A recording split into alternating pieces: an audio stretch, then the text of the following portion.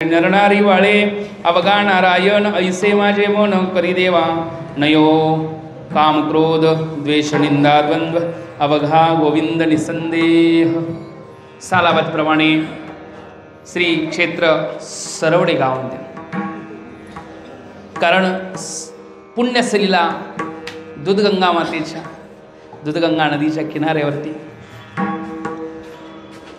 उत्कृष्ट वातावरण आणि गेली 150 वर्ष 150च्या पेक्षाही जास्त असेल मला वाटतं चालू असणारा हा सप्ताह वामन जयंतीचं निमित्त साधून भगवान वामन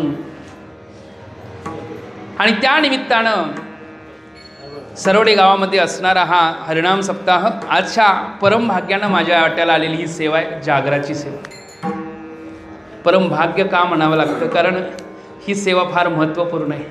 तशा सगळ्याच सेवा महत्त्वाच्या आहेत पण त्यातल्या त्यात जबाबदारीची सेवा आहे।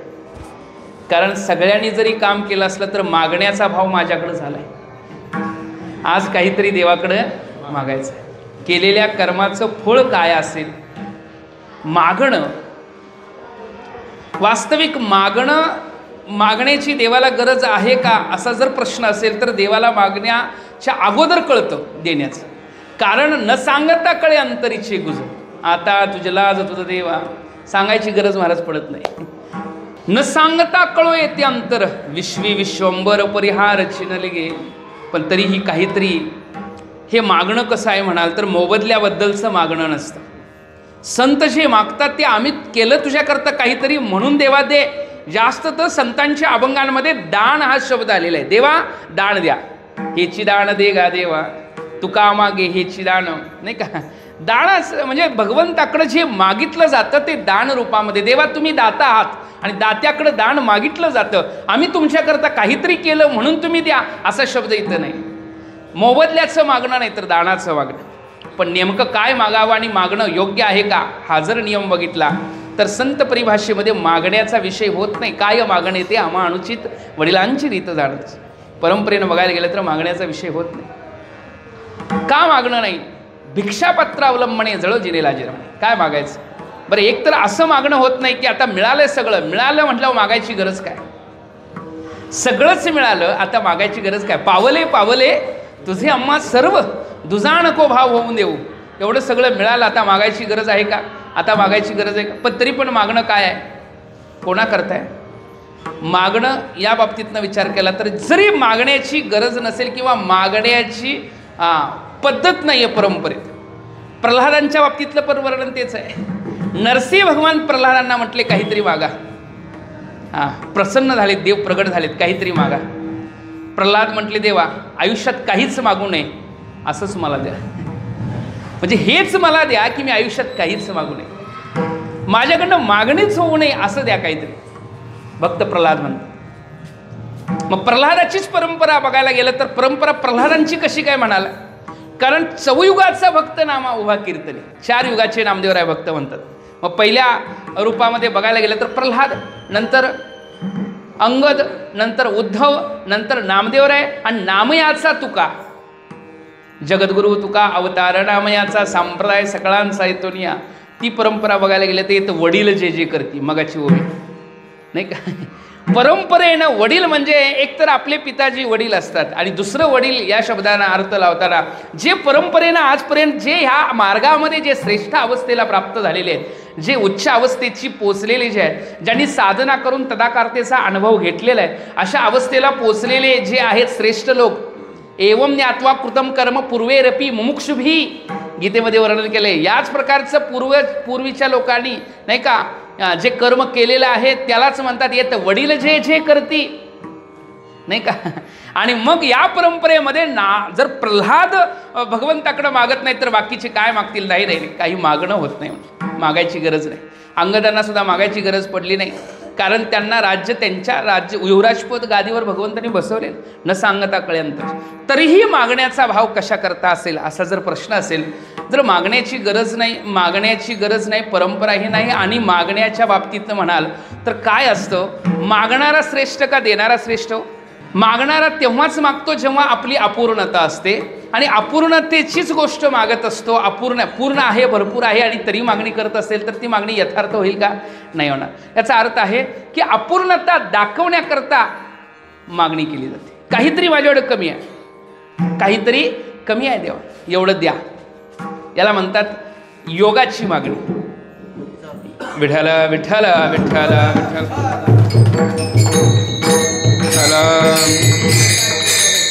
मागणी कशी असते बघा. योगाची मागणी, क्षेमाची मागणी. योगाची मागणी त्याला म्हणतात की देवा अजून ही गोष्ट कमी आहे तेवढी द्या, ही गोष्ट कमी आहे तेवढी द्या. पण क्षेमाची मागणी म्हणजे सगळं मिळालं, आता मिळालेलं जाऊ नये. उपजला भाव तुझे कृपे सिद्धी जावो.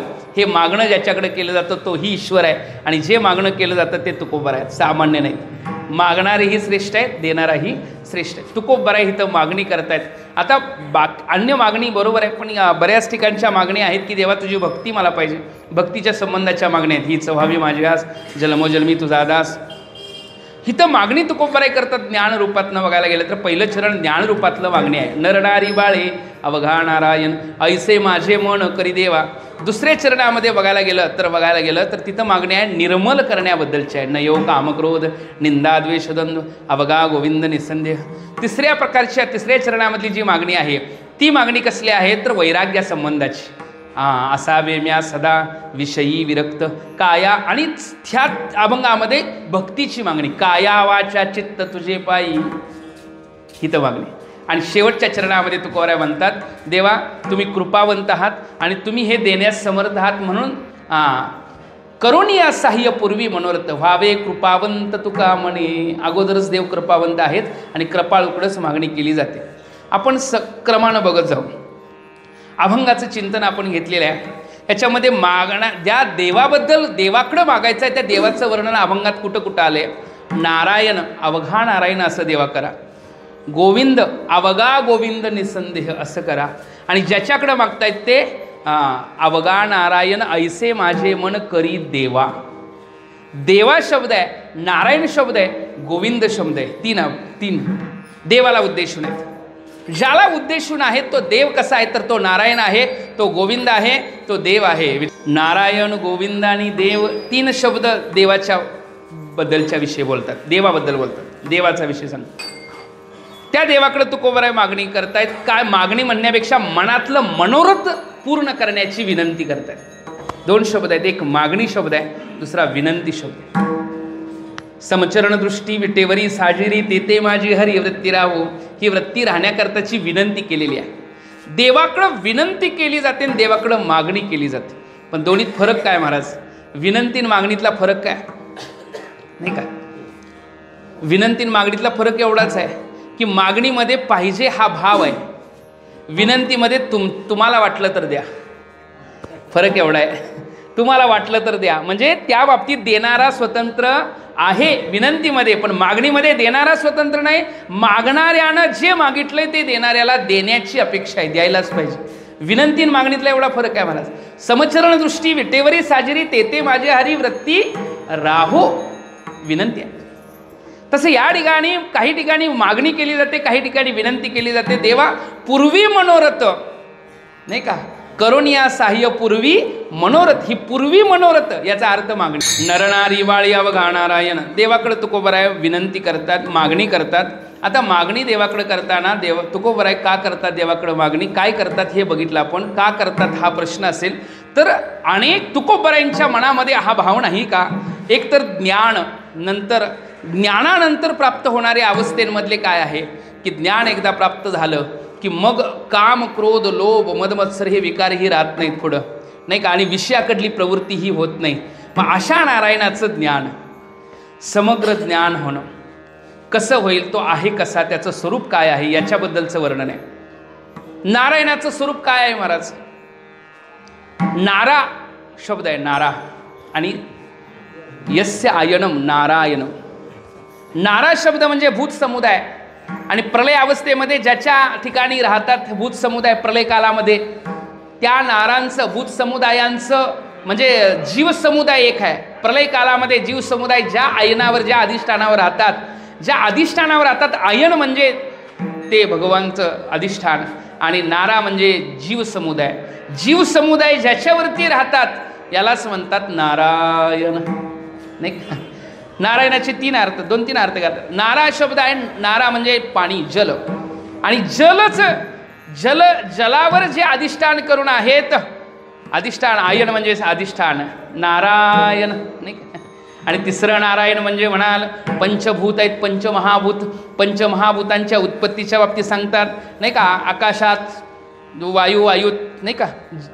वायूत अग्नीत जल, जलात पृथ्वी, असा क्रम सांगितला. कारणामध्ये गेलं तर हे पंचमहाभूत हे कार्य ज्या कारणानं आहे ते कारण म्हणजे जलमाद्यसे येतः जेतुनी चराचर हरिसी भजे, तो नारा म्हणजे भूत समुदाय. आणि त्याचं आयन म्हणजेच राहण्याचं ठिकाण, कारणभूत असणारा अधिष्ठाता जो आहे तो नारायण व्यापकत्वानं आहे. म्हणून त्या नारायणाला व्यापकत्वाचं चिंतन, त्याला वारंवार त्याच्याकडे विनंती केली, वारंवार त्याचं नामचिंतन घेतलं तरीही आपल्यामध्ये व्यापकत्व येतं, हे माऊली वर्णन करतात. ज्ञानदेवा फळ नारायण पाठ, शब्दाकडे लक्ष द्या.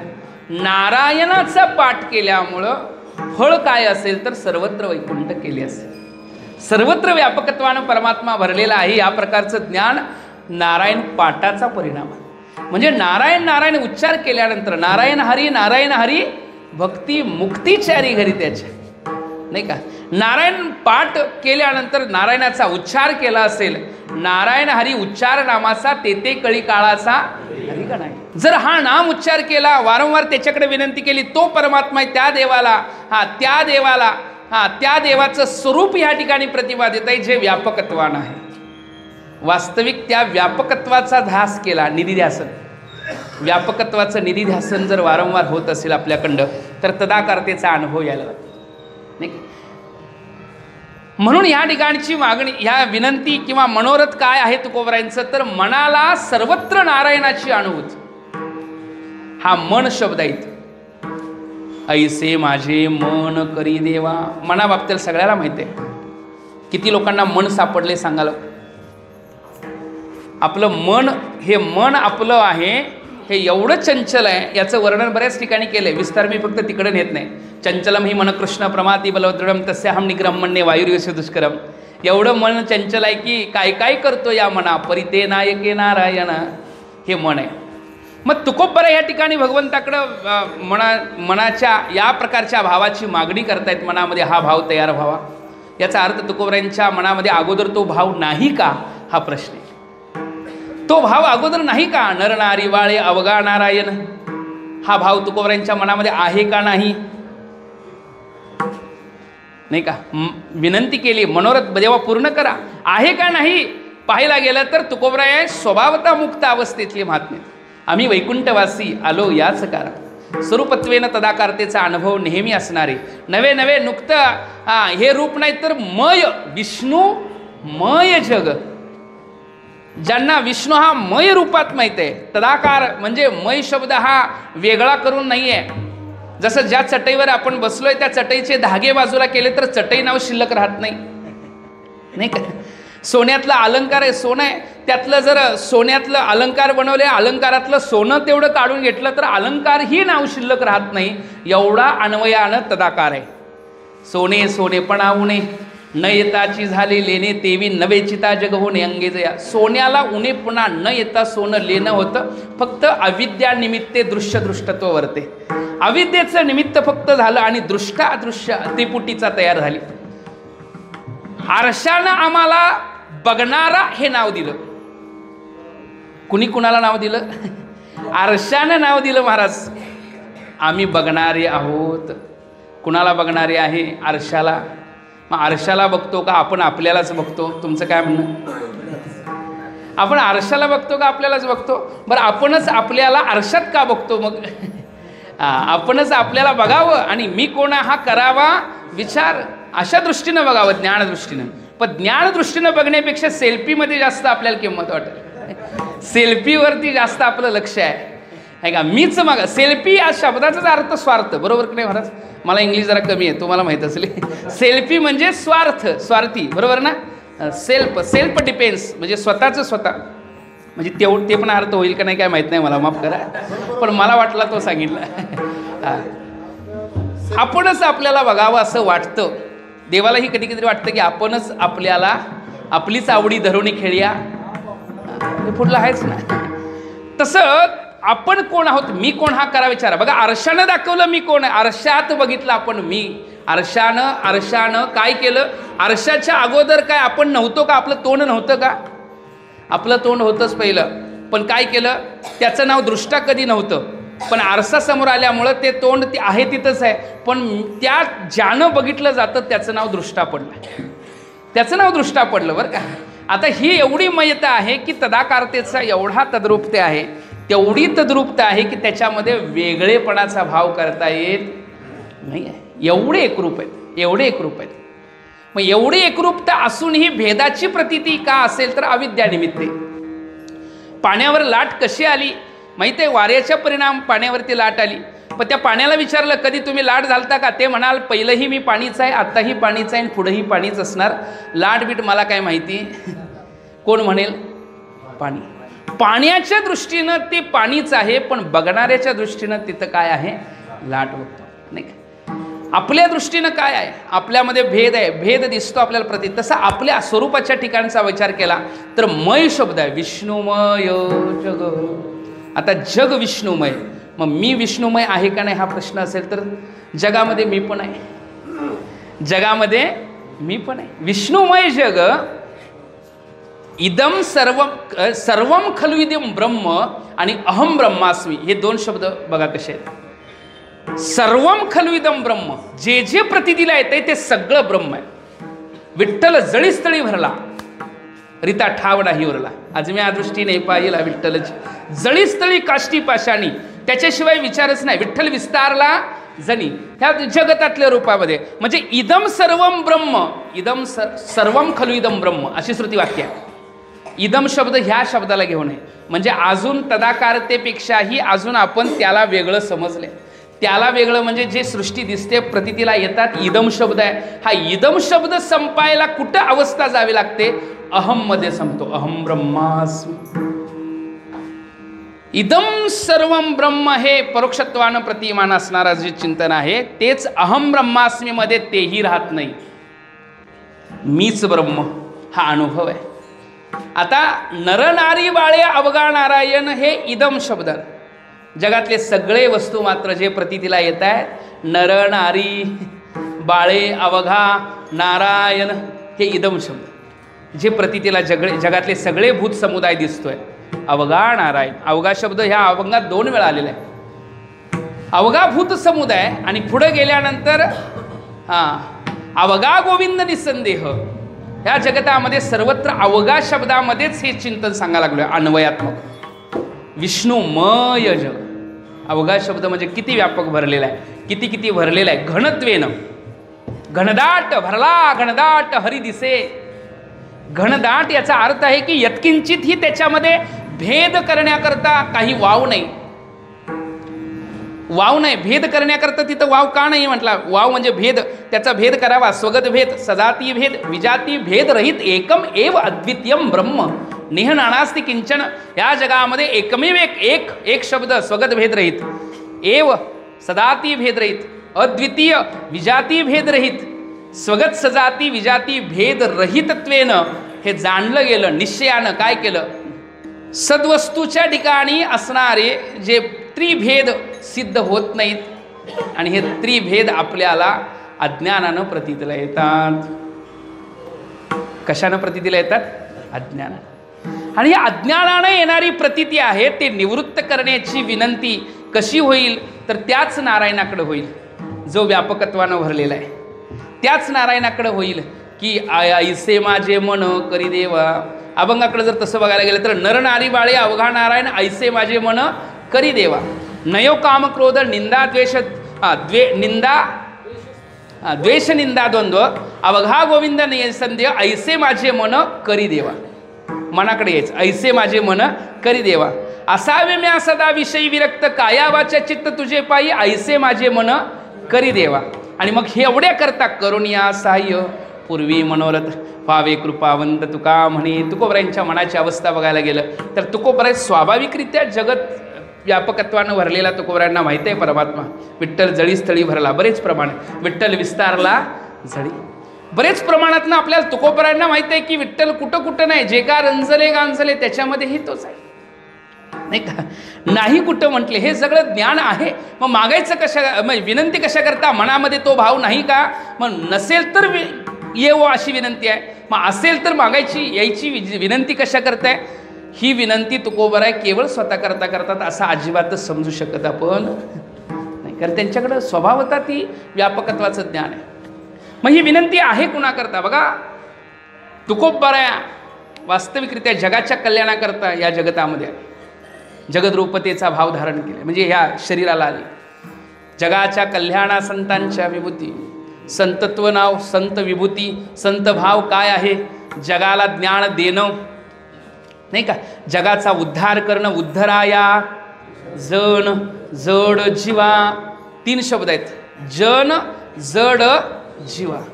जीवाचा उद्धार, जनाचा उद्धार, जडाचा उद्धार. जीवाचा उद्धार केलेला आहे बघा. जीवाचा उद्धार केला की नाही. चांगदेवांसारख्या जीवाचा उद्धार केलाच की महाराज, नाही का. स्वस्ती श्री वटेश्वर असणारे. जडाचा उद्धार, जडाचे चालविली जड भिंत, नाही का. जनाचा उद्धार लोकांच्याच करता आहे, नाही का. जगाचा उद्धार करण्याकरताच आहे. मग उद्धार होईल कसा, बोधानं ज्ञानानं. आणि ते ज्ञान आणि बोध करून, तो प्रतिपादित विषय करून जगाचा उद्धार होईल ना. नुकता बोध देऊन संत उद्धार केवळ करत नाहीत, तर वर्तून दाखवतात. तैसे संत जगी. संतांची कशी स्वरूपता याचं वर्णन केलंय. पक्षी कुर्मीच वर्तविनी, पक्षी कुर्मीच, नाही का. मत्सी कुर्मीच पक्षिणी असं एक वर्णन आहे. दर्शन, बरं का. दर्शनानं, स्पर्शनानं आणि ध्यानानं. दर्शन ध्यान संस्पर्शे मत्सी कुर्मीची वर्तविनी. त्या प्रकारची कृपाबोध कसा आहे म्हणाला. मत्सी आहे, दर्शनानं आपल्या पिलाला वाढवतं. कुर्मी आहे, कुर्मी म्हणजे कासव, ध्यानानं आपल्या पिलाला वाढवतं. आणि पक्षिणी आहे, स्पर्शानं वाढवतं. तसा संतांचा स्पर्श झाला तर आलिंगणे संतांची या दिव्य झाली माझी काय. केवळ स्पर्श झाला, संत चरण रज. आता इथं जो सूक्ष्मामध्ये अर्थ न्यायचा म्हटलं तर बोधाचा भावपर्यंत जाईल आपण. आणि मग कृपादृष्टी निहाळिले आपुल्यापदी बैसविले. बापर कुमादेवीवर विठ्ठले भक्तादि दिले वरदान. 3 रूपता, कृपादृष्टी, स्पर्शता, नाही का, संत चरणरजता आणि मग ध्यानता. त्या अवस्थेमधल्यांच्याबद्दल चिंतन आहे. येतो कळवळा म्हणून बुडते हे जन नदी. येतो कळवळा, कळवळा आहे मनामध्ये. ऐशी कळवळ्याची जाती करी लाभावी न प्रीती. मनामध्ये असा भाव आहे जसे घार फिरी आकाशी परिचित्त तिचे पिलापासी. तसं ध्यान अंतकरणामध्ये संतत्वाच्या संतांच्या साधकांच्या बाबतीतलं असं ध्यान आहे. असा भाव आहे की नेहमी त्यांना हिताचा विचार आहे. हिताहित घेऊन आले संत, हित अहित आपुले. आपलं हित काय, आपलं अहित काय हे संत घेऊन आले, म्हणून हे वर्णन आहे. काय सांगत होतं, क्रिया करून दावती अंगी. तुकोबरायांना इथं मागण्याची गरज काय, तर तुकोबराय स्वरूपत्वेनं त्या मनानं त्या ज्ञानाची धारणता आहे. सर्वांगटी राम देहादे एक सूर्यप्रकाशक शस्त्रस्मी. हा भाव त्यांच्या अंतकरणात आहे. आणि सर्वांगटी राम भाव शुद्ध, हा भाव शुद्ध आहे. हा भाव सामान्य नाही, हा भाव शुद्ध आहे. शुद्ध भाव काय, व्यापकत्वाचं ज्ञान असण्याचा भाव शुद्ध आहे. आणि शुद्ध भावाला घेऊनच जप तप कर्म, क्रिया नेम धर्म. मग जप तप कर्म, कर्मसुद्धा त्या भावाला घेऊनच करावं, नाही का. मग जप तप कर्म हा अभंग सगळ्याला माहिती आहे. या अभंगामध्ये कर्म पण आहे, भक्ती पण आहे, ज्ञान पण आहे, तिन्हीचा बोध आहे. जप तप कर्म क्रिया नेम धर्म, कर्माचा भाव. सर्वांगटी राम भाव शुद्ध, हे ज्ञान रूपता.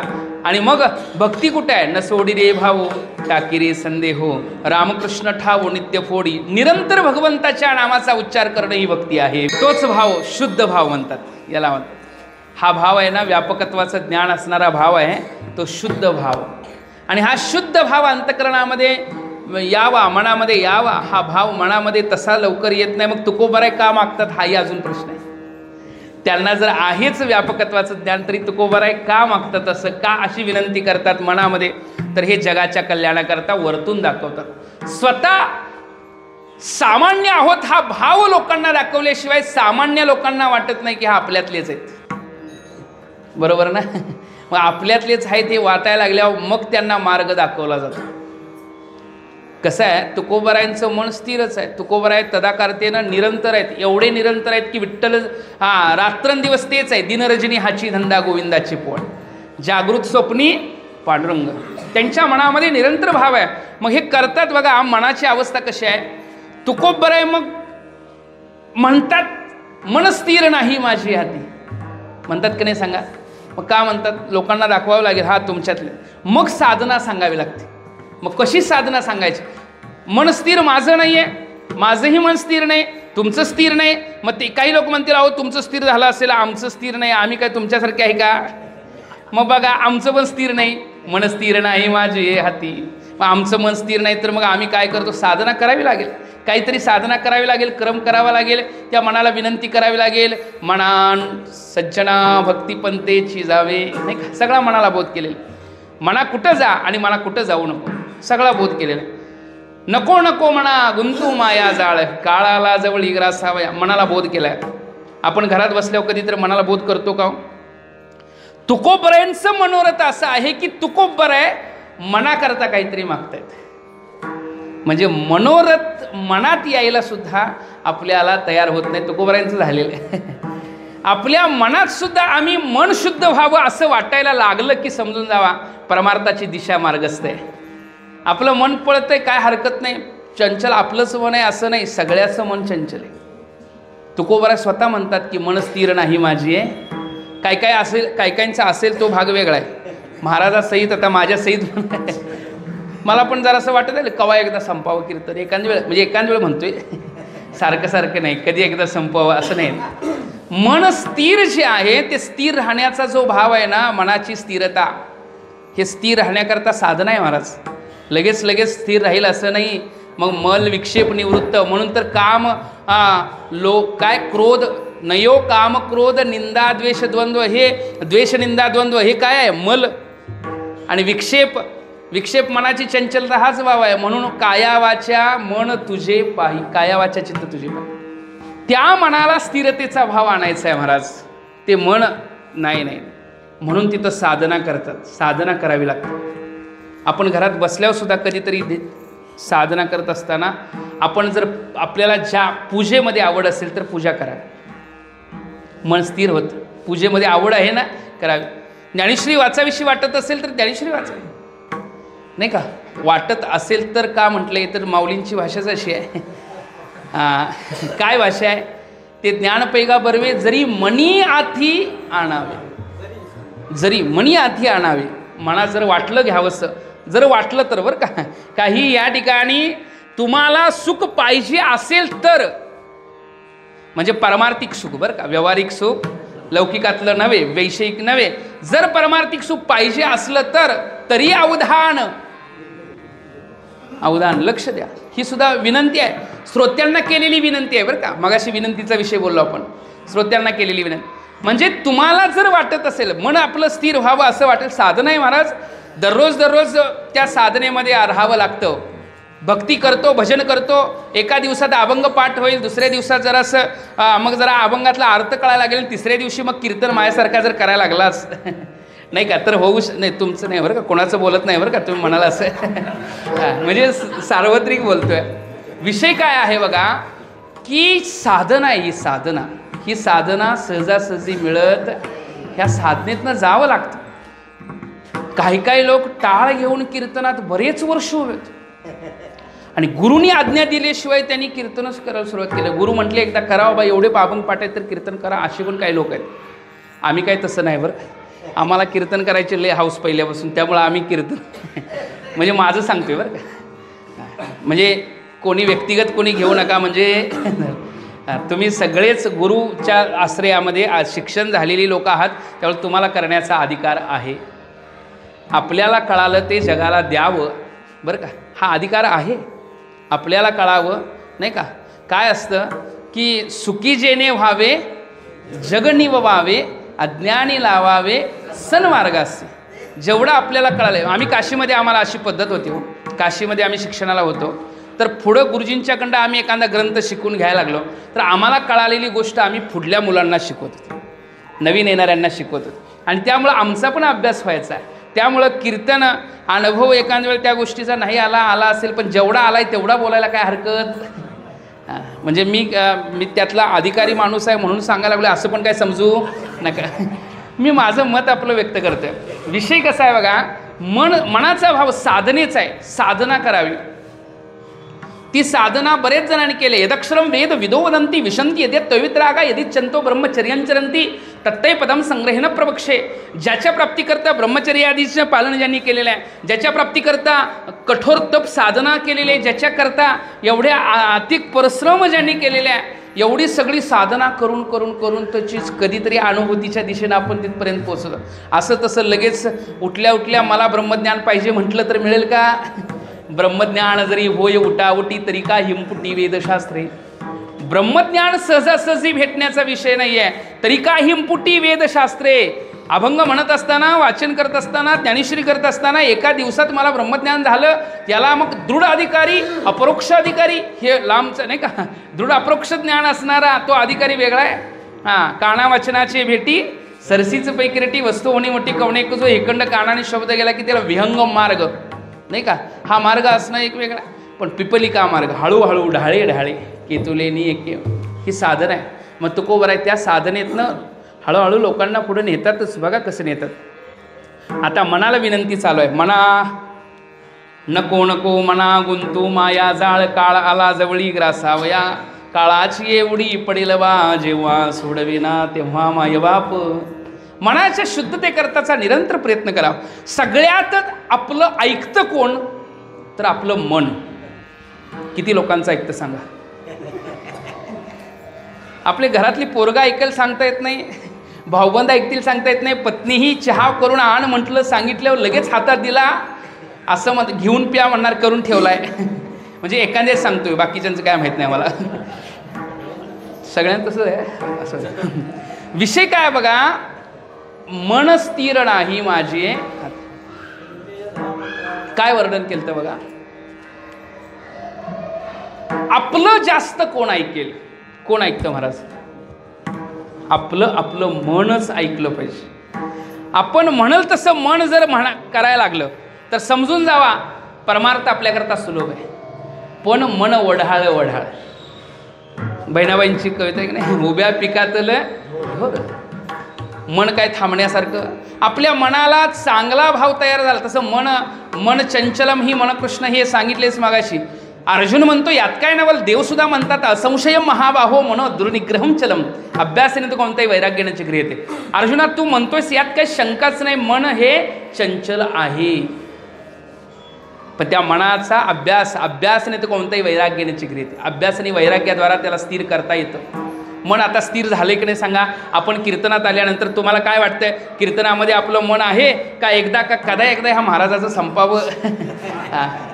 बघा, म्हणून त्या मनाची शुद्धता करण्याच्या साधना बऱ्याच आहेत, बऱ्याच साधना आहेत. त्या साधनांपैकी अभंगांचं भजन केला बा आपण भावानं अंतकरणपूर्वक भजन दररोज जर करायला लागलो तर ती एक अभ्यास होतो मनीकडेच. म्हणून माऊली म्हणतात मनोमार्गे गेला तो. मनाच्या मार्गानं आपण जायचं नाही तर मनाला मार्गाला लावायचं. मग प्रश्न असा आहे की मनाला कुणाच्या मार्गाला लावायचं.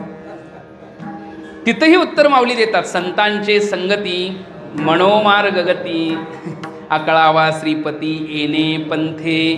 हा मार्ग एक आहे, त्या मनाला मार्गगती. मग एकदा का मन हरिपाटात गेले ते हरिपाटी गेले ते निवांत. आता हरिपाटी स्थिरावला तोची धन्य. एकदा स्थिर झाला त्या मनाची स्थैर्यता. ह्याच आहे मनाचा शुद्धता आणि मनाची निर्मळता, दोन रूपता. मनाची शुद्धता आणि मनाची स्थैर्यता. मनाची शुद्धता आणि मनाची स्थैर्यता हा भाव येण्याकरताची साधना करावी लागेल. मग ती साधना झाल्यावर देवाची तेवढ्या अनुभूतीपर्यंत तुकोबराय म्हणतात आता देवाला बघितलं त्या मनाची आता धाव थांबली. आता कोटे धावे म्हण तुमचे चरण.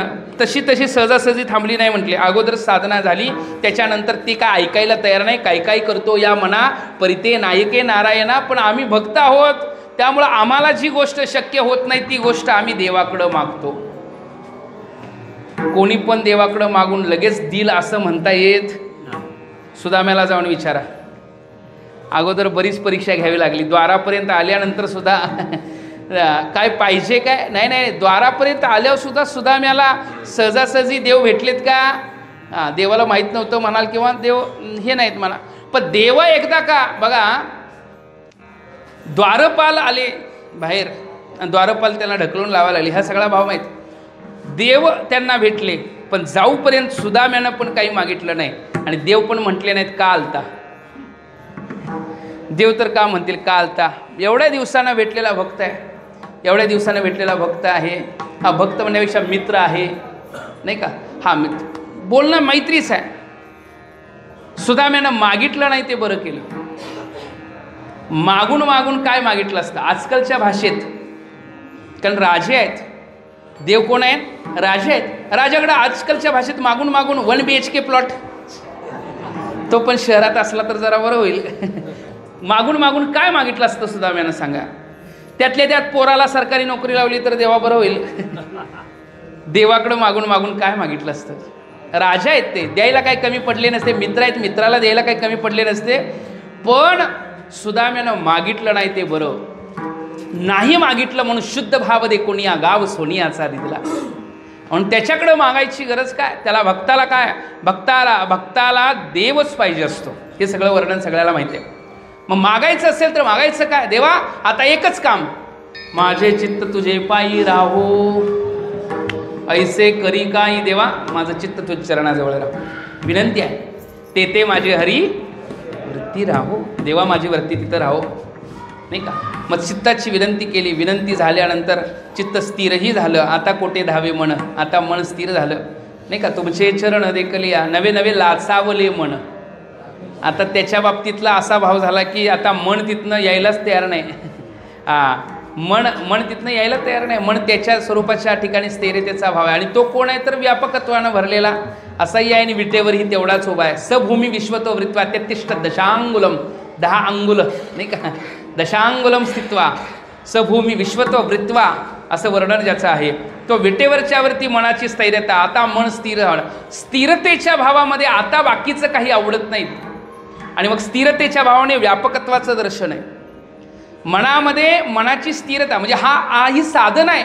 आणि ही तुकोबराय साधने करता सगळ्या ज्यांच्या मनामध्ये हा भेद प्रकारचा भाव अंतकरणात असेल, तो भेदभाव निवृत्त व्हावा याच्याकरताचा हा बोध आहे. प्रत्येकाच्या अंतकरणातला देवाच्या ठिकाणी भेदभाव आहे, हा निवृत्त व्हावा. आपल्यात भेद आहे, नाही का. तो भेद कशामुळे आहे? स्वरूपाच्या अज्ञानामुळं. आणि भेद अज्ञानामुळंच आहे. मग भेद अज्ञानामुळं असेल तर त्या भेदामुळं काय आहे? अनुकूल प्रतिकूल, नाही का. रागद्वेष हे सगळे भाव कशामुळं आले? अज्ञानच. सगळ्याच्या पाठीमागं काय आहे? ते अज्ञान आपल्याला दिसतंय का? एखाद्याला विचारलं अज्ञान म्हणजे काय, ते म्हणले अज्ञान हे माहीतच नाही, याचं एक नाव अज्ञान आहे. अज्ञान म्हणजे काय हे सुद्धा काही वेळ माहीत नाही आहे. तर अज्ञानाचं ज्ञान झालं ते सुद्धा एक प्रकारचं ज्ञान आहे. आपल्याला काही वेळा अज्ञानाचं ज्ञान होत नाही. मी अज्ञानी आहे किती ठामपणे एखादा सांगू शकेल? मला काही कळत. लोक म्हणतात तो प्रश्न वेगळा. मला तर बायको कायम म्हणते तुम्हाला काय कळत नाही. तसं नाही का. म्हणजे मी घरातलं सांगतो असं नाही बरं का. तुम्हाला काही कळत नाही हा शब्द जो आहे दुसऱ्यानं म्हणणं वेगळं, पण मला काय कळत नाही ह्या मी लवकर म्हणायला तयार होत, म्हणून तर भांडणं होतात. भांडणाला कारण काय आहे? मला काही कळत नाही हे मी मान्य करायला तयार नाही, आणि दुसरा हे मानायला तयार नाही तुम्हाला काहीतरी कळतंय बरं का. तुम्हाला काहीतरी, मग यातनंच भांडणं होतात बरं का. भांडणाचा भाव म्हणजे आमच्यात भांडणं होतात असं म्हणू नका म्हणजे झालं. मी उदाहरण म्हणून सांगितलं. अर्थ एवढाच आहे की अहम ब्रह्मास्मी ही व्यापकत्वाची दृष्टी सांगण्यापुरती नाही, अनुभवाची. आणि मग हे ज्ञान येण्याकरता अज्ञानाच्या निवर्तनाचाच भाव आहे. ज्ञान स्वभावतः स्वतःसिद्ध आपलं स्वरूप आहे. सिद्ध कुठनं तरी आणावं लागतं असं नाही.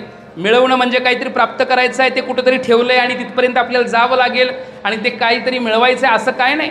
दगडात जसं सोनं आहे, दगडात सुवर्ण आहे म्हणजे सगळ्या दगडात नव्हे, नाहीतर प्रत्येकजण दगडं बघा जा सोनं सगळ्या दगडात नाही, ज्या काही दगडं ते खाणी आहेत तिकडं सोनं आहे. दगडात जसं सोनं आहे, लाकडात जसं अग्नी आहे, ऐकणे सांगा, आणि दुधात जसं तूप आहे, तसा या उपाधी माझी गुप्त चैतन्य असे सर्वंग, ते तत्वज्ञ संत स्वीकारित. पण स्पष्ट आहेपणाच्या भावापर्यंत आपण पोचत नाही. स्पष्ट आहेपणा सामान्यत्वेनं सगळ्याला माहिती आहे आहे आहे आहे आहे नाही का, पण विशेषत्वानं माहीत होत सामान्यत्वानं आहे भाव सगळ्याला आहे, कोणाला नाही. मी आहे हा शब्द कायमच आपण बोलतो, मी नाही हा शब्द आयुष्यात कधीच आपण बोलत नाही.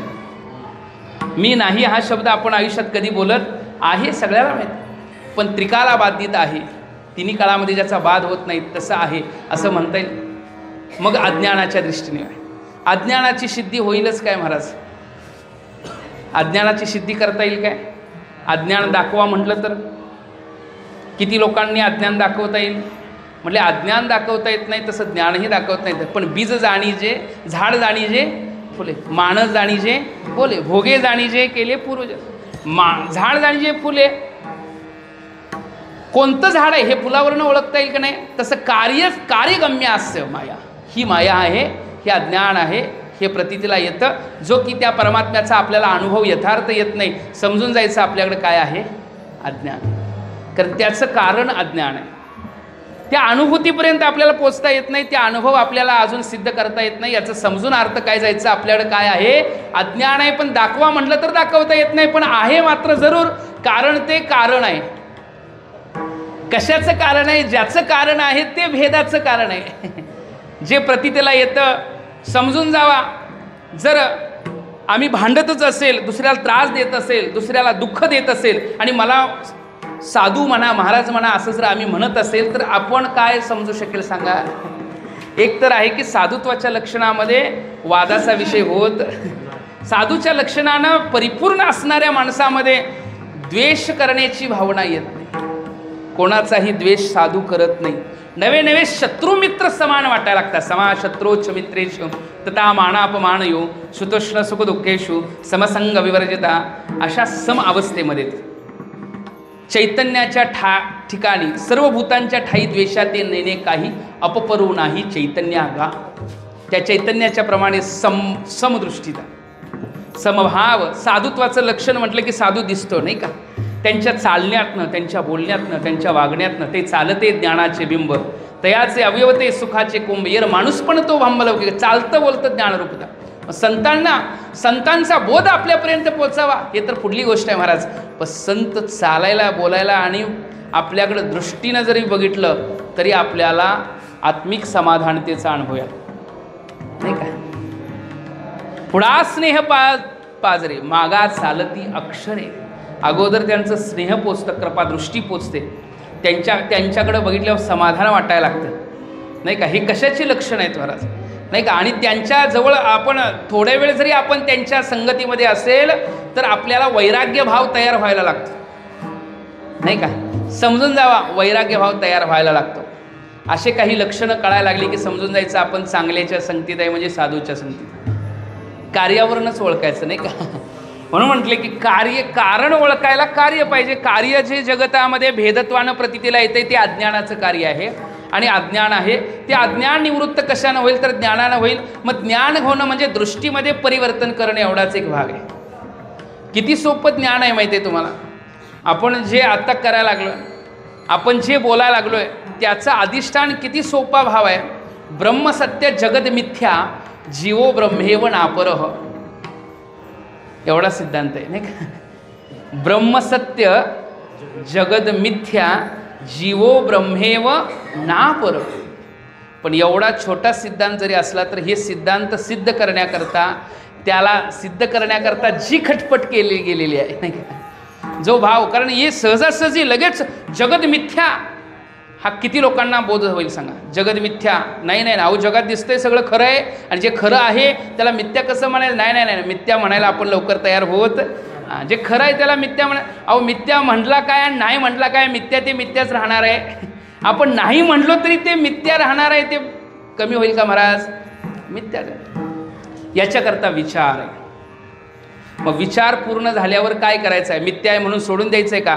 तुम्ही माप सोडायला तयार व्हाल पण ते सोडत नाही. नाही का? तुम्ही माप, अज्ञान माप तुम्ही सोडायला तयार आहे पण अज्ञानच आपल्याला सोडत.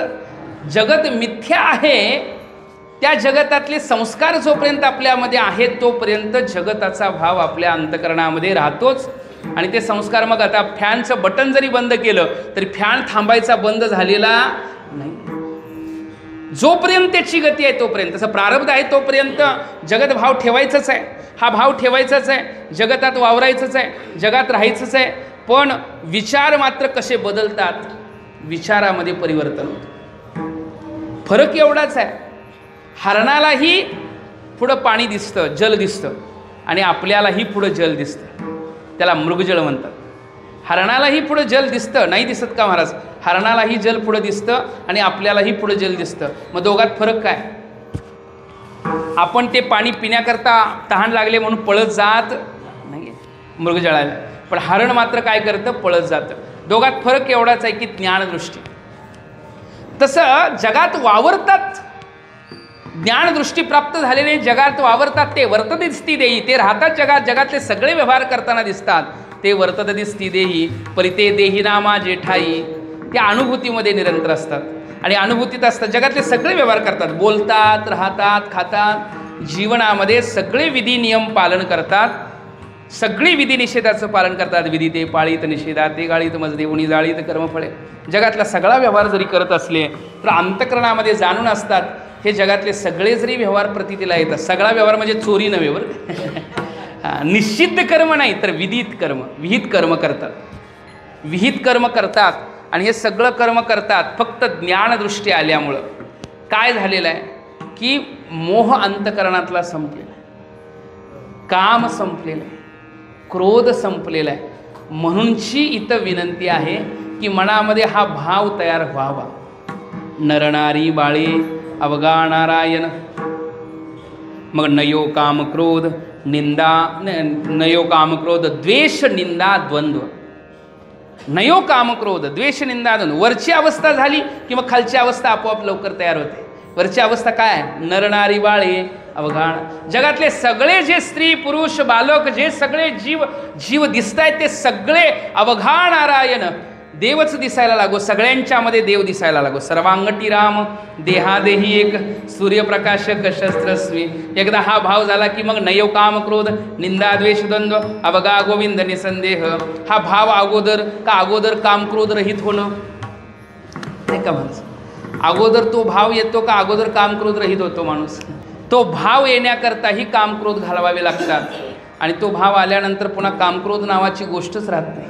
काम क्रोध द्वेष निंदा द्वंद्व हे द्वैताचा परिणाम आहे, भेदाचा परिणाम आहे आणि अपेक्षाकृत कधीच अपेक्षित होत नाहीत संत. याच्याकरता नयो काम क्रोध निंदा द्वेष निंदा द्वंद्व अवघा गोविंद निसंदेह. गोविंद शब्दाची रूपता अशी आहे, गोविंद. गोविंद म्हणजे वराह अवतारामध्ये भगवंतांनी पृथ्वी जी पाताळाला गेली ती वरती आणल्यानंतर सर्व देवांनी स्तुती केली. त्या स्तुतीमध्ये इंद्रानं देवाला स्तुती केल्यावर गोविंद असं नाव दिलं. तुम्ही गोविंद आहात, तुम्ही इंद्र आहात नाही का? हां, गोविंद आहात. आता दुसरं ही गोविंद शब्दाचा अर्थ असा आहे, वाणीचा स्वामी प्रभू. गो म्हणजे वाणी, त्याचा प्रभू म्हणजे काय? गोविंद नाही का? गोविंद गोविंद म्हणा लागली या छंद, गोविंद ते काया भेद नाही देव, असा भाव आहे. मग गोविंद अवघा गोविंद निसंदेह, संदेहरहित गोविंदाचा अनुभव. अवघा हा संदेह संपणं म्हणजेच काय आहे? सर्वांगटी राम भावशुद्ध. हा भावशुद्ध नसोडरे भाव टाके रे संदेहो. हा संदेह जर संपला आपल्या जीवनातला, आता संदेह जर गेला, संशय गेला. संदेह म्हणजे काय? संशय आहे का नाही. आयुष्यभर संशयी माणसं कधी परमार्थ अनुभवू शकत नाहीत. संशयी म्हणजे परमार्थाबद्दल संशय, देवाबद्दल संशय, आहेपणाबद्दल संशय. आयुष्यभर संशयातनं निवृत्त काही लोकांना होता येत नाही, त्यामुळे परमार्थ अनुभवता येत नाही.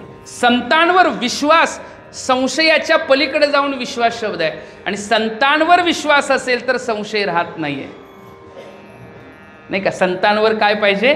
विश्वास. कारण संत कधीच आपल्याला बोध चुकीचा करत नाहीत. उलट संतांचा मार्गच असा आहे की तेनेची पण ते चालू जाता न पडे गुंता कोटे काय. ते संत आपल्याला जे बोध करतायत, ज्ञानोबा आहेत, तुकोबा आहेत, त्या संतांच्या पायी हा माझा विश्वास, हा विश्वास असेल तर संशय नावाची गोष्ट राहत नाही. अगोदर संशय कुठे आहे? जोपर्यंत अनुभूती येत नाही तोपर्यंत असंत भावना, असंदिग्ध भावना, नाही का. कोण कोण भावना आहेत महाराज? विपरीत भावना आणि असंभावना आणि विपरीत भावना, दोन प्रकारच्या भावना आहे. म्हणजे प्रमाणगत असंभावना, प्रमेयगत असंभावना, असंभावना आहे आणि विपरीत भावना आहे.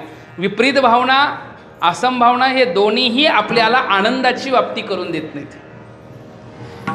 ह्या दोन्हीही महावाक्यांचा बोध होईल, गुरूंच्या द्वारा ज्ञान आपल्याला होईल, पण आनंद मात्र अनुभव देऊ शकत नाहीत. ह्या असंभावना आणि विपरीत. याच्याकरता मनन, निधिध्यासन, तत्वपदार्थ संशोधन हा क्रम पुढला आहे. म्हणजे श्रवणानं असंभावना, विपरीत भावना दूर होतीलच असं आहे का माझं? उलट श्रवण केल्यानंतर तिथनं पुढं असंभावना, विपरीत भावना एखाद वेळ आल्याच तर त्याच्या निवृत्तीकरता मनन, निधिध्यासन करावं लागतं. बरोबर ना? संशय आलाच, वाक्य बोलले गुरु, तत्वमसी, तत्वमसी आहेस तेच तू, ओळखी रे, नाही का, ओळखा रे वस्तू, सांडा रे कल्पना, नका आडरा ना जाऊ झणी. ओळखा वस्तू, वस्तू ओळखा, ओळखणंच अवघड आहे, सर्वांगटी राम भावशुद्ध. ओळखणं आणि त्या ओळखीपर्यंत जाण्याकरताचा भाव आहे. बघा आपल्या जीवनामध्ये यथार्थचं जर भाव बघायला गेलो तर देहापासून सुरू करू आपण. हे देहस्वरूप आहे, साधन आहे. अनेक जन्म मरण फिरून पुनरपी जननम पुनरपी मरणम. किती जन्म झाला फेरा, आणि एवढं सगळं फिरून आल्यानंतर नरदेहा आलो, नाही का. मग या देहाला आल्यानंतर बहुत जन्मांती जन्मलासी नरा, देवतू सोयरा करिया. मिळालं शरीर मिळाल्यानंतर या शरीरापासून विचार करू, हे साधन आहे का साध्य आहे? काय आहे महाराज? साधन आहे. मग कशाचं साधन आहे? खाण्यापिण्यावर नाही का, ह्याचं साधन आहे? प्रपंचाचं साधन आहे का परमार्थाचं साधन आहे? नाही का, साधन आहे खाण्यापिण्याचं प्रपंचात, नाही का. हां, याचं साधन आहे म्हणाल तर ही साधनता तिकडं नाही लावली. तर परमार्थिक येण्याचे शरीरे, शरीरा येणे सरी किंभवणा एरधारेचे राव. ह्या शरीरामध्ये ज्ञान होण्याचं सामर्थ्य, हेच शरीर असं आहे की मुक्तीचं साधन. हे शरीर भाग्यानं मिळालंय. दुर्लभम मानव देहो देहिनाम क्षणभंगुर, तत्रापि दुर्लभम म्हणणे वैकुंठ प्रिय दर्शन. नरदेह दुर्लभ जाणा, किती कठीण आहे दुर्लभ. मिळालं हे साधन, आणि मिळालेल्या साधनाच्या बाबतीत भाव काय आहे?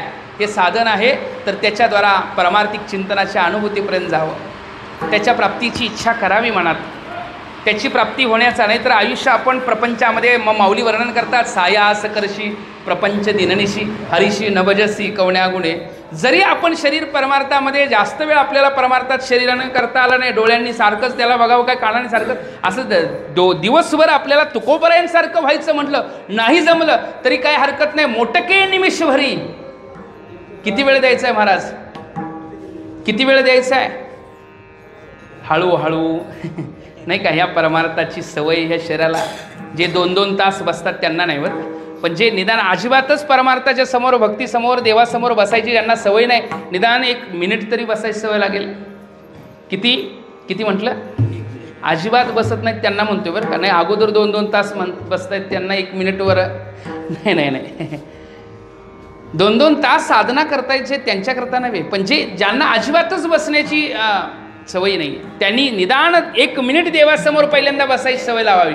हळूहळू 2 मिनिट, हळूहळू 3 मिनिट, हळूहळू 5 मिनिट, आणि मग नुकतं बसण्याची बसता सवय लागेल.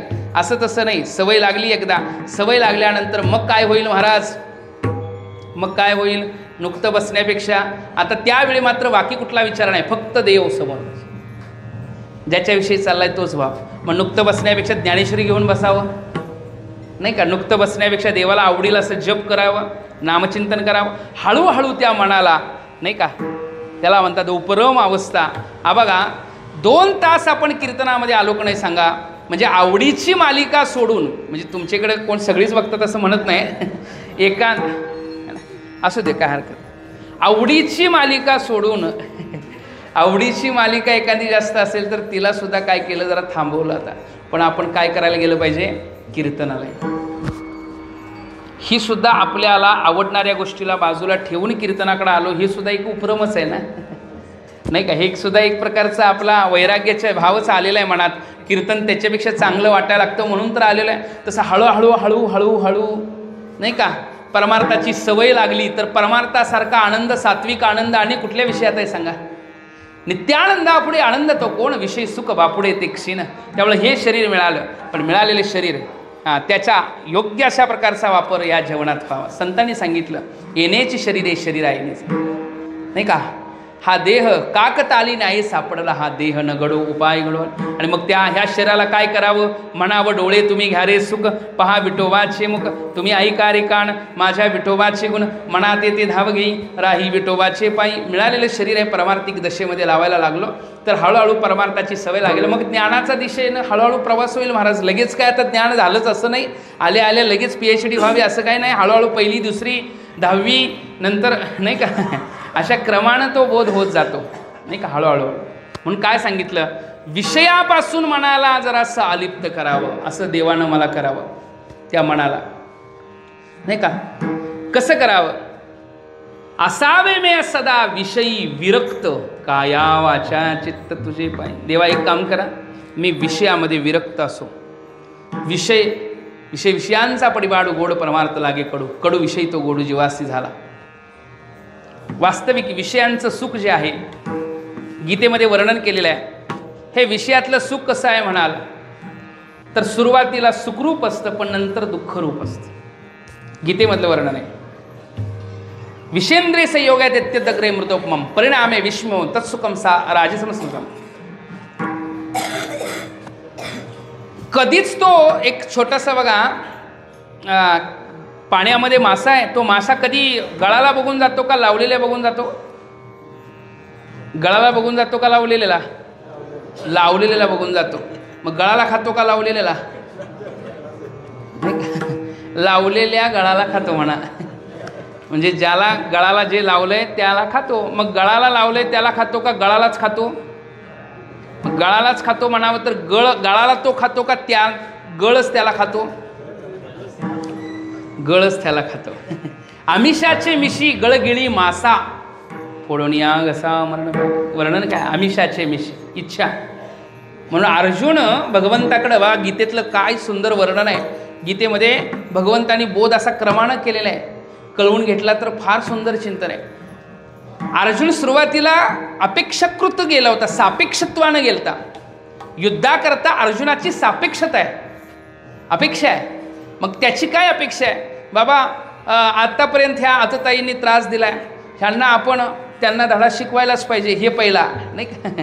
दुसरी गोष्ट आहे, ह्यांना हारलं की आम्हाला राज्य मिळणारच. मग पुण्य काय ठरलेलं आहेच, कारण आमचा धर्मच आहे युद्ध करणं. क्षत्रियाचा सदृशम नाही का, यदृच्छयाचे उपपौर्णम स्वर्गदारम मुपावृतम सुखिन क्षत्रियापांत लभंते युद्धमिदृशम. या प्रकारचं युद्ध प्राप्त होणं क्षत्रियाकरता स्वर्गाचा सुखासारखं आहे. आणि स्वधर्म पण आहे. स्वधर्मपी चावेक्ष नविकंपिन तुमरसी धर्मादिद्यात श्रेयण्य क्षत्रियस्य न विद्यते. धर्मानं असणारं युद्ध बरं का, नुकतं बळणच युद्ध नव्हे, धर्मानं असणारं युद्ध क्षत्रियाकरता तिथे वर्णन अर्जुनाकरता सांगितलं की बाबा हे भाग्यानं मिळालं नाही का. आणि यदृच या धर्मानं मिळालेलं बघ काय वर्णन आहे बघा. यदृच्छा स्वधर्मपी चावेक्ष नविकंपिन तुमरसी धर्मादिद्यात श्रेयण्य क्षत्रियस्य न विद्यते. धर्मयुद्धा इतकं श्रेयस या जगामध्ये क्षत्रियाला दुसरं काय असेल आणि असं वर्णन केलं. पण अर्जुन हा सापेक्षित आहे आणि अपेक्षाकृत असल्यामुळं मनामध्ये तो भाव आहे. पण लक्षात आलं फक्त दृष्टीला किती महत्त्व आहे बघा.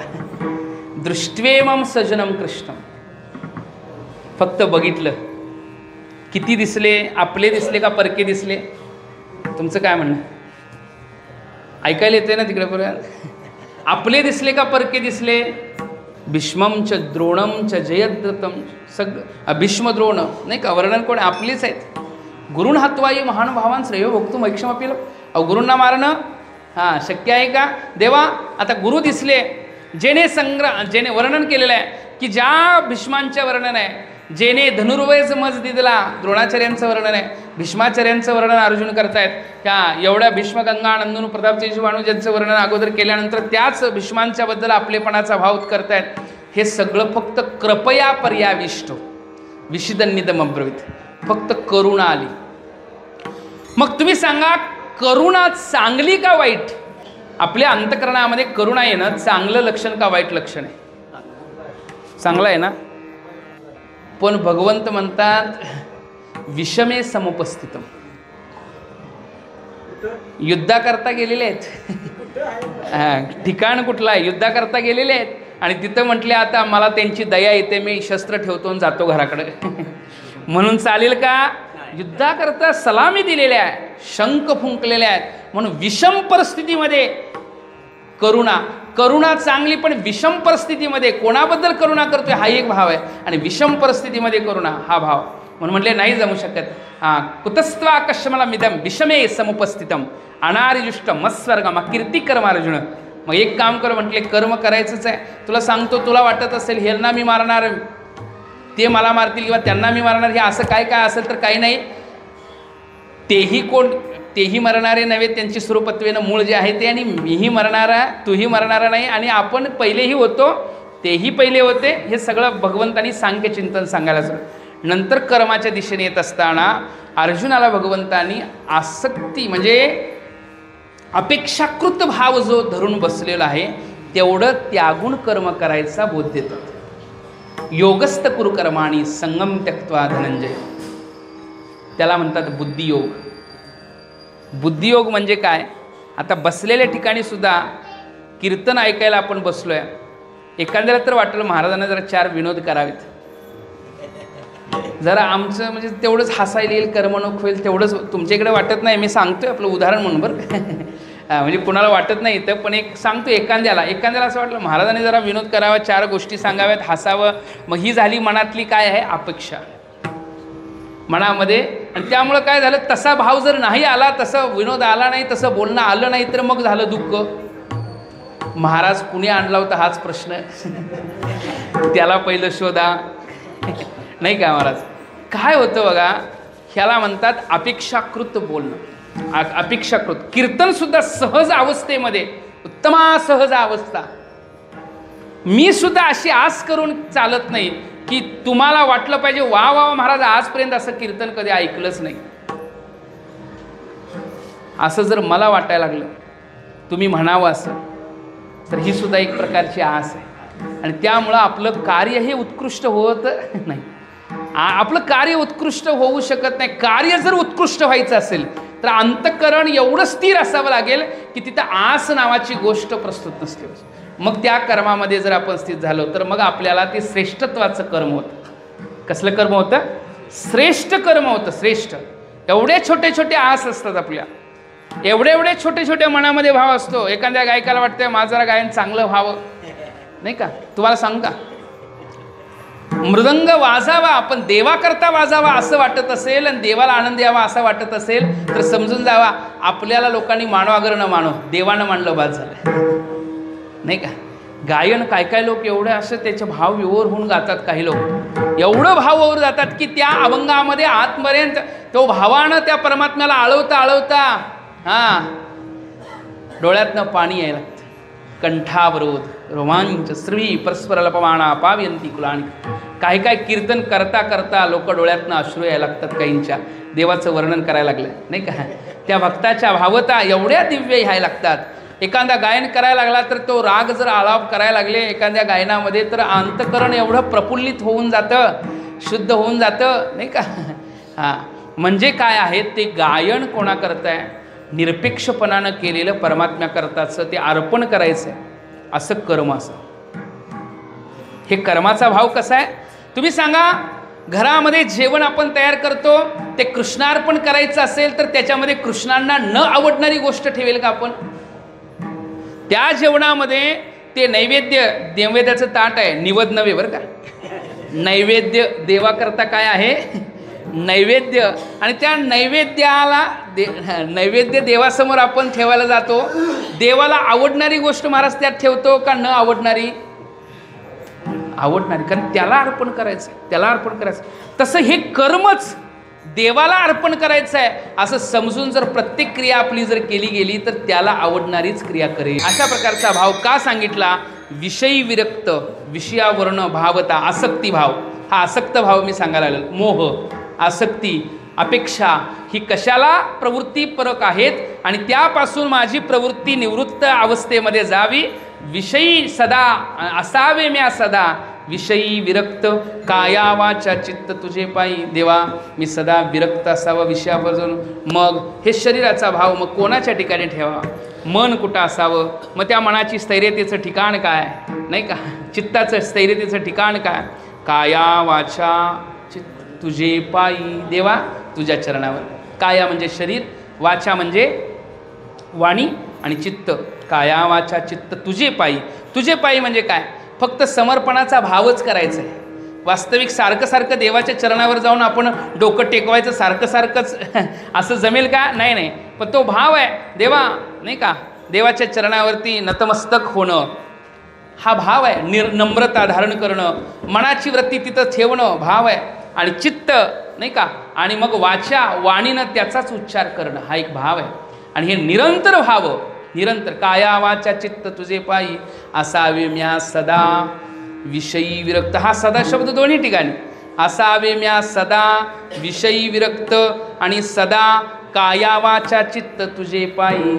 सदा काया वाचा चित्त कुणाच्या चरणावर? तर देवाच्या चरणावर. एवढं मात्र माझ्या मनाला कर.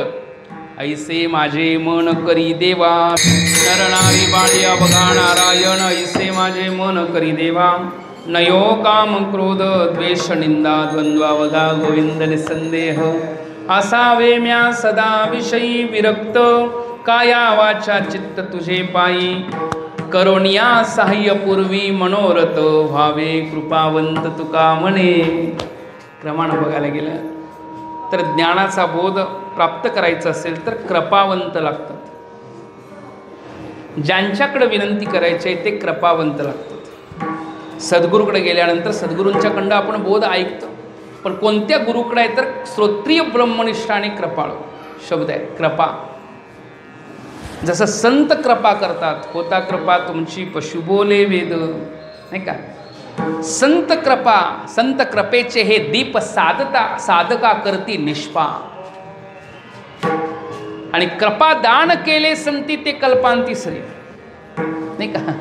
संतांची कृपा तशी देवाची कृपा.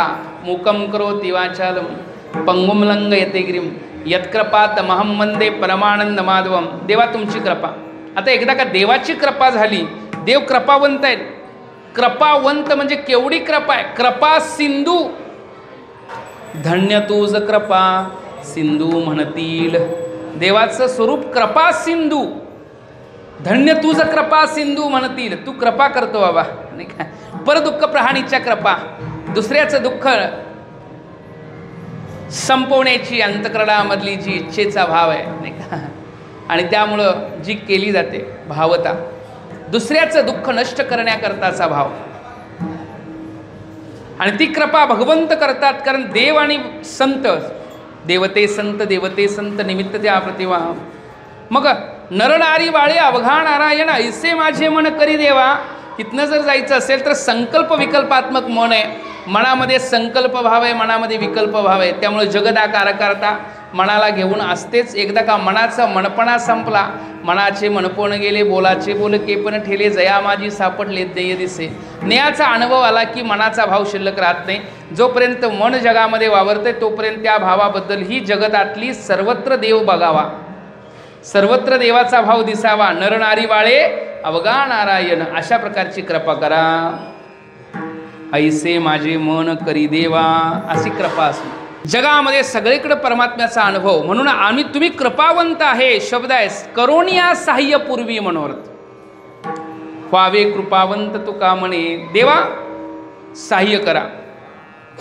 सहाय्य केव्हा करावं लागतं? जेव्हा आपण काहीतरी अपूर्ण असेल, आपल्याकडं काहीतरी ते परिपूर्णतेकरता आपण काम करत नसेल, होत नसेल, आपण जगतामध्ये भेदच दिसत असेल, आपला तुपला शत्रू मित्र चांगला वाईट हे सगळे भेदभावच जर प्रतीतीला येत असतील आणि प्रयत्न करूनही भेदभावापासून निवृत्ती होत नसेल, त्यावेळी करुणिया सहाय्य पूर्वी मनोरथ, काय सहाय्य करावं लागेल? बोध करणंच. मग ते सगळा बोध तुकोबारायांना आपोआप अगोदर आहे, पण या क्रमानं सामान्य अतिसामान्य जीवाला नेण्याकरता हा भाव सांगितला. तुकोबाराय मुक्त अवस्थेचेच आहेत, पण सामान्य अतिसामान्य जीवाकरता हा भाव आहे की त्यानं देवाकडे विनंती करावी. देव काही कमी पडून देत, भगवंताची कृपा झाली, देवाची कृपा झाली. कारण तो भगवंत ज्ञानही द्यायला मागं पुढं बघणार नाही असं वर्णन आहे. माझ्या विठोबाचा कैसा प्रेम भाव, आपणची देव होय गुरु, आपणची देव होय गुरु. नाही का? काय शब्द आहे बघा, भगवंताचं गीतेमध्ये 10व्या अध्यायामधलं वर्णन आहे. जे अनन्य मला शरण असतात, मच्चिता मद्गत प्राणा बोधयंत परस्परम कथयंत शमाम नित्यम तुष्यंती चरमंती. मच्चिता मद्गत प्राणा, जे मच्चित झालेले आहेत, ज्यांची तदाकारता मद्गत प्राणा बोधयंत परस्परम, माझ्यामध्ये चित्ताची स्थिरता आहे. बोलायचं असलं तर एक दुसरे भेटले तर माझ्याबद्दलच बोलतात. काय वर्णन आहे बघा. म्हणजे साधूंना साधू भेटल्यावर काय बोलायला पाहिजे महाराज? साधुत्वाचंच बोलायला पाहिजे की नाही, ज्ञानाचंच बोलायला पाहिजे? भक्ताला भक्त भेटल्यावर काय बोललं पाहिजे? नाही का? नाही म्हणले मृदंगवादकाला मृदंगवादक भेटल्यावर काय बोलला पाहिजे, गायकाला गायक भेटल्यावर काय बोलला पाहिजे, हे सगळे मोठी व्याप्ती होईल त्याची. हां, पण पाहायला गेलं तर एकदा का ते भक्त एक दुसऱ्याला भेटतात त्यावेळी बोलणं कसं असतं याचं वर्णन केलंय. बोधयंत परस्परम, एक दुसऱ्याला बोध करतात. जरी त्यांच्याकडे कमी असलं ज्ञान तर त्यांना त्या गोष्टीचं ज्ञान देतात, त्यांच्याकडे कमी असलं तर ह्यांच्याकडे घेतात. त्याला म्हणतात बोधयंत परस्परम. आणि मग कथयंतश्च माम नित्यम, मलाच कथन करतात. त्यांच्या बोधाचा विषय कोण आहे? मीच आहे. विषय तो त्यांचा झाला नाही, त्यांच्या बोधाचा विषय मीच आहे. आणि तुष्यंतीचं रमंतीचं, आणि माझ्याबद्दल बोलून माझ्याबद्दल वर्णन करून. तुम्ही सांगा, आत्मज्ञानी ब्रह्मज्ञानी आपण व्हायला निघालो तर एक दुसऱ्याच्या सहपाठी असतो आपण, त्यावेळी बोलणं काय असेल महाराज? हां, हा विषय इथं समजला नाही, हो विषय काय, त्या विषय समजला नाही, तो विषय काय, असंच बोलणं असेल की नाही सांगा. तसं बोधयंत परस्परम, मग कथयंत माम नित्यम, मलाच कथन करतात. आणि तुष्यंतीचं रमंतीचं, संतुष्ट होतात, त्यामध्ये रममाण होतात, त्याच्यामध्ये संतुष्ट होतात त्या बोलण्यामध्ये. कथयंतश्च माम नित्यम तुष्यंतीचं रमंतीचं, त्या देवाच्या बोलण्यामध्ये, त्या देवाबद्दल बोलण्यामध्ये रममाण होतात, संतुष्ट होतात. देवाचं गुणगान ऐकताना आणि सांगताना दोन्हीही अवस्थेमध्ये भावाचे अत्यंत अनुभव शुद्ध असतो, सुंदर असतो. आणि मग अशांकरता मी काय करतो याचं पुढलं वर्णन आहे. तेषां सततयुक्तानां भजदां प्रीतिपूर्वकम ददामी बुद्धियोगम तम येन मामुपयांती. त्यांना आम्ही बुद्धियोग देतो जे माझ्यापर्यंत पोहोचू शकतील, म्हणजे माझी प्राप्ती मी समजून घेऊ शकतील, माझं स्वरूप समजलं नाही का. म्हणजे हे भगवंताचं बोलणं आहे. ददामी बुद्धियोगम तम, त्यांना मी बुद्धियोग देतो. मग अशी बुद्धियोग देवानं द्यावा याच्याकरता आपल्याला काय करावं लागेल? पाऊस तर सगळीकडेच पडतो, दगडावरही पडतो, नाल्यातही पडतो, समुद्रातही पडतो. समुद्राला पावसाची गरज आहे का नाही? तुमचं काय म्हणणं? समुद्राला पावसाची गरज आहे का नाही? आहे. नवीन ऐकायला मिळालं की आहे. समुद्राला पावसाची गरज काय महाराज? पडला तर खारटच. समुद्रात पाणी आलं जर तेच जर पाणी गोड, एवढा मोठा समुद्र, पण सगळा समुद्र पिण्यायोग्य पाणी अजिबातच. मग त्यात समुद्रात पाणी, बरं समुद्रात पाऊस पडला म्हणून समुद्राला काय मोठा पूर आला असं होत नाही, आणि समुद्रात अजिबातच पाऊस पडला नाही म्हणून ती आटला असं पण होत. माऊलीचं वर्णन आहे, याच्या ओवी आहे का, वर्षेविन सागरो जैसा जळे नित्य निर्भर तैसा निरुपचारी संतोष. पावसाशिवाय सागर स्वतंत्र आहे, त्याला पावसाची गरज, मग तरीही पाऊस तिथं पडतो. डोंगराला पावसाची गरज आहे का? तिथंही पाऊस पडतो. गरज नाही तरीही पडतो का नाही सांगा? पडतो. जगातल्या सगळ्यात तो काहीच विषम आणि समभाव म्हणजे कोणाबद्दल कसा करत असं नाही, सगळ्यांना सारख्यापणाचा भाव आहे ना. तसंच संतांची देवाची कृपा जगातल्या प्रत्येकावर त्या प्रकारचा देव तर काय आता आपल्यापेक्षा साक्षीत्व भाव आहे त्याचा. ईश्वर हा काय आहे? साक्षीत्व भावाने जगातल्या सगळ्यांच्या करता समान रूपाची त्याची स्वरूपता आहे. त्याला सगळे काय आहेत? सम्मोहम सर्वभूतेषु न मे द्वेषोस्ति न प्रियः. मग सगळ्यांकरता तसं सर्वत्र त्याची कृपा व्हायला वेळ लागत नाही, पण तो भाव मनातला घेऊन त्याचं अनुभव घेण्याकरता अधिकारी बनावं लागेल. तो भाव मनात घेऊन काय बनावं लागेल? अधिकारी. म्हणजे शाळेमध्ये शिकवतात शिक्षक सगळ्याच मुलांना, कोणाला बोध देत नाही तसं नाही. जगात सगळेच पुढे बसले शिक्षक सगळ्या मुलांना शिकवतात, पण पहिला नंबर दुसरा नंबर असं ठरले का? असते की नाही महाराज? का नाही? आता काय नवीन आहे? म्हणजे आमच्या वेळी होतं, मी सांगायला लागलो, आताचं मला काय माहीत नाही. म्हणजे आता काय आमच्या वेळी काय असायचं? पहिला नंबर ह्याचा आला, दुसरा नंबर ह्याचा आला, तिसरा नंबर ह्याचा आला. ज्ञान तर सगळ्यांनाच दिलं, पण नंबर मात्र कसे काय आले एक दुसऱ्याचे? याचं कारण असं झालं म्हटले, ज्याचा जसा अधिकार आहे तसं तसं त्याला ज्ञान प्राप्त झालं. ज्ञान तर दिलं गेलं, पण त्याच्या ज्ञानाचा अधिकार जसा होता तसं त्याला काय झालं? ज्ञान प्राप्त. तसं अधिकाराप्रमाणे त्या ज्ञानाचं ग्रहण झालं. काहींना लवकर झालं ज्ञान ग्रहण, काहींना ग्रहण लवकर झालं नाही. तद्वत परमात्म्याची कृपा सगळ्यांवर असते, पण अधिकाराप्रमाणे तो बोध होतो, अधिकार भावना ते तयार होतं. आणि आपला अधिकार जेव्हा शक्य होत नाही त्यावेळी त्याला विनंती करावी लागते, त्याला विनंती करावी लागते. करुणिया सहाय्य पूर्वी मनोरथ, ही सुद्धा भक्ती आहे महाराज. आणि ही भक्ती का आहे? ज्ञानाच्या अनुभूतीकरता भक्ती आहे, ज्ञान मिळवण्या अगोदर भक्ती आहे, ज्ञान मिळाल्यानंतर भक्ती आहे. दोन रूपातल्या भक्तीचे. ज्ञान मिळवण्या अगोदर ज्ञानाकरता भक्ती आहे बरं का. म्हणजे सोपं विषय आहे. गुरुची सेवा आपण तोपर्यंत करावी ते ज्ञान मिळावं म्हणून गुरुची सेवा. मग ज्ञान मिळाल्यानंतर तरीही गुरुची सेवा करावी. मग का म्हटले? पहिली गुरुची सेवा ज्ञान मिळावं म्हणून होती, आता गुरुची सेवा ज्ञान त्यांच्यामुळं मिळालं म्हणून आहे, नाही का? आता गुरुची सेवा कशामुळे आहे? त्यांच्यामुळं ज्ञान. तसं आहे की देवाची भक्ती आपण करतो आणि ज्ञानोत्तर भक्तीमध्ये देवाची रूपता कळाली. ज्ञानोत्तर भक्तीमध्ये काय आहे? वर्णाभित्तिगता वित्तो चित्रमणानाविदम यथा. एखाद्या नाही का, एखाद्या भिंतीवर एक स्त्री आहे, तिचं चित्र आहे आणि तिनं आपल्या कडेवरती लहानशा बालकाला घेतलेलं आहे. किती लोकांना वाटतं सांगा त्या बाळाचा आधार कोण आहे? नाही का? बाळाचा आधार कोण आहे महाराज? ते बाळ कोणाच्या कडेवरती बसले असं दाखवलंय? हां, त्या स्त्रीच्या, त्याच्या आई जी आहे की नाही त्याची, तिच्या कडेवरती बसले असं बाळाला दाखवलं की नाही सांगा? मग बाळाचा आधार कोण? बाळाचा आधार काही लोक आई म्हणतात, पण तुम्हाला सांग का त्या बाळाचा आणि पोराचा आणि आईचा दोघांचाही आधार कोण आहे? भिंतच आहे. फक्त दिसताना दिसतंय ना, म्हणजे दिसतंय ते सुद्धा वेगळं त्याच्यापेक्षा काय आहे? जे भेद प्रतीतेला येत असेल तर तो भेद दुःखाला कारण असेल तर ते दुःख रूपत आहे. पण तो आहे ते परब्रह्म आहे, तो अनुभव. ज्ञान गिळवणी गावा, ज्ञान झालं म्हणून लगेच गावावर सगळ्यांना मला ज्ञान झालं बघा माझ्याकडे. नाही. अहो, ज्ञान झाल्यानंतर बोलण्याचा विषयच होत नाही. अनुभवाची जोगे नोहे बोलायचं, ह्या अनुभवाचा विषय आहे. गुळ किती गोड आहे खाऊन बघा म्हणावं लागतं. सांगता येत नाही गोडी, तसा अनुभव सांगता येत नाही. मग तो अनुभव आता जे दिसतं ते अन्वयानं भक्तीचे रूपता घ्यायला. अन्वयानं, व्यतिरिकानं काय? जगदमिथ्या. व्यतिरिकानं कसं आहे? जगदमिथ्या. आणि अन्वयानं जगददेव, नाही का? अवघे परब्रह्म रिता नाही ठाव, प्रतिमा तो देव कैसा नव्हे. सगळंच परब्रह्म ठाव यत्किंचित रिता नाही, तर प्रतिमा तो देव कैसा नव्हे.